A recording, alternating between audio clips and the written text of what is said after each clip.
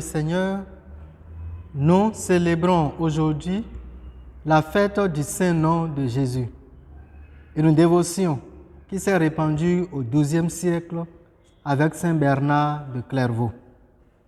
Ce nom a été donné à l'enfant Dieu le jour de sa circoncision, comme le recommande la tradition.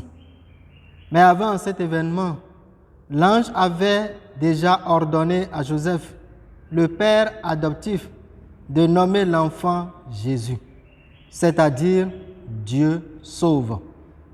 Ce nom est tout un programme de vie, car il nous configure à l'offrande de Jésus sur la croix.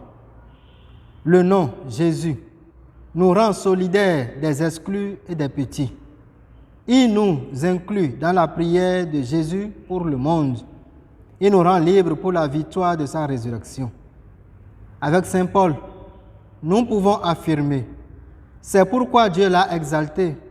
Il a doté du nom qui est au-dessus de tout nom, afin qu'au nom de Jésus, tout genou fléchisse au ciel, sur terre et aux enfers, et que toute langue proclame Jésus-Christ est Seigneur, à la gloire de Dieu le Père.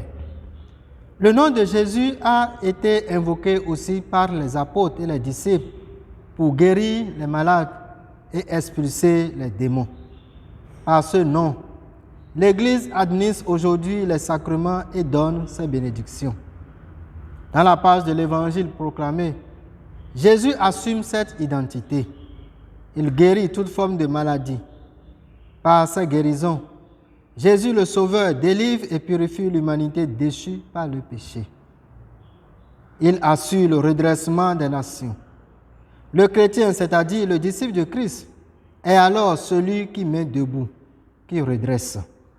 Ce partage d'identité passe par le respect des commandements, l'adhésion au message de vie que nous propose le Fils Sauveur.